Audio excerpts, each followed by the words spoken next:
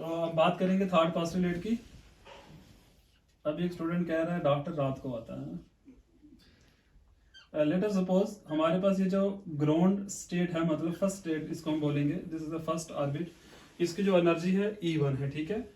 हमारे पास सेकंड जो ऑर्बिट है, इसकी एनर्जी कितनी हम मान लेते हैं, E2 मान लेते हैं। मैं आपको थर्ड पोस्टुलेट समझाना चाह रहा हूँ, ठीक है।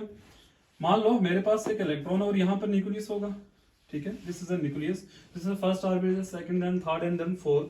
तो यहाँ पर आपने बात याद रखनी है, तो आगे हम एक्सप्लेन भी करेंगे। ये जो E1 होगा ये लेस देन होगा किससे, E2 से, मतलब फर्स्ट ऑर्बिट की एनर्जी सबसे कम।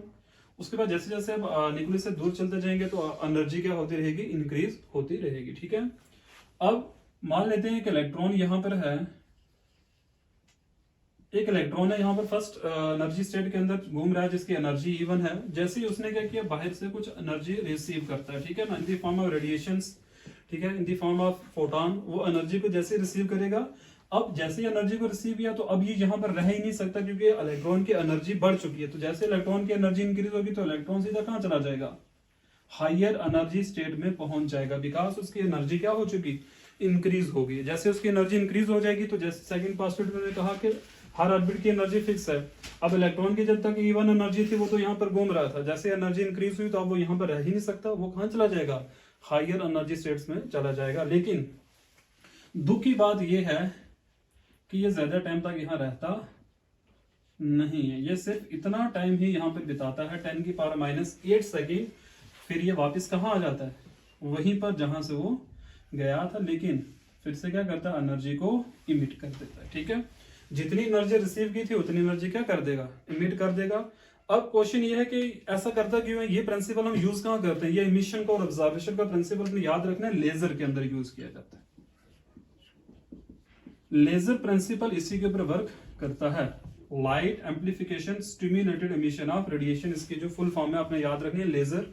इसी प्रिंसिपल के ऊपर काम करते हैं। थर्ड पोस्टुलेट जो बोहर का है, इसी का यूज होता है, किस तरीके से एनर्जी रिसीव करता है। आप बोलोगे सर ये एनर्जी रिसीव कैसे करता है, तो आपको पता है लेजर के अंदर एक बैटरी लगी होती है, वो जो पोटेंशियल होता है वो क्या करता है, इलेक्ट्रॉन को एनर्जी प्रोवाइड करता है।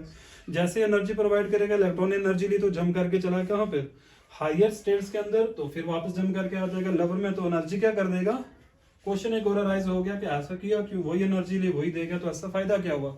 देखिए ये जो एनर्जी इमिट करता है, ये एनर्जी क्या होती है, पैरेलल बीम्स में निकलते हैं यहाँ पे, और बहुत स्ट्रांग एनर्जी होती है ये, मतलब फाइन बीम्स के अंदर ये एनर्जी इमिट करता है, जिसको हम लेजर का नाम देते हैं। जैसे बच्चे भी लेजर के रेड लेजर के साथ खेलते हैं, लेकिन लेजर की काफी एप्लीकेशन है, ठीक है ना। आपने लेजर ऑपरेशन का नाम सुना होगा, स्टोन्स को तोड़ देते हैं, इतने पावरफुल लेजर्स भी होते हैं। तो इसी प्रिंसिपल के ऊपर वो वर्क करते हैं, आपने याद रखना है। इलेक्ट्रॉन एनर्जी रिसीव करेगा, जम करके कहां पर चला जाएगा, हायर एनर्जी स्टेट में। क्वेश्चन यहाँ पर ये है कितनी हम एनर्जी इलेक्ट्रॉन को दें ताकि ये E1 स्टेट से कहां पहुंच जाए, E2 स्टेट में पहुंच जाए। तो ये डिपेंड किस पर करता है, इन दोनों के एनर्जी गैप पे। तो वो बराबर किसके होता है, E2 माइनस E1। एग्जाम्पल मैं समझाना के तौर पर आपको बता दूं, मान लेट अस सपोज अगर इसकी 15 जूल एनर्जी है, इसकी कितनी है 10 जूल एनर्जी है, तो हमें कितनी एनर्जी चाहिए कि इलेक्ट्रॉन को हम E2 स्टेट में भेज दें।